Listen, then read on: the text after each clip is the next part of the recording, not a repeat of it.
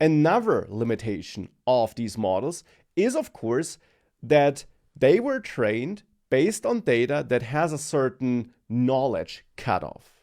When the training process starts, you can't feed more data into it when it's currently training in the end.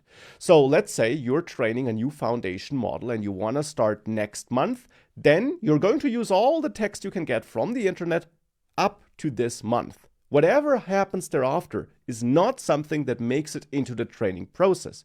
And that means that if you're asking a model for something recent, if you're asking it, hey, what's the latest AI model released by OpenAI, it can't know that because that happened after its knowledge cutoff. It can predict likely tokens, and it will therefore likely end up with a hallucination.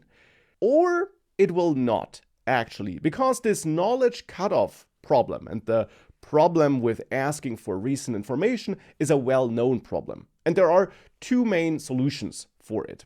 One solution is, of course, to, again, train the model on extra conversations that do ask for recent information and train it with made-up conversations to reply with something like, sorry, I don't know that, my knowledge ends at whatever date. So that it's more likely that it will generate a response like this if it sees questions for recent events. That's one solution, to fine-tune it to not reply or to not come up with an actual reply to such questions, just as it was trained to always be kind and so on.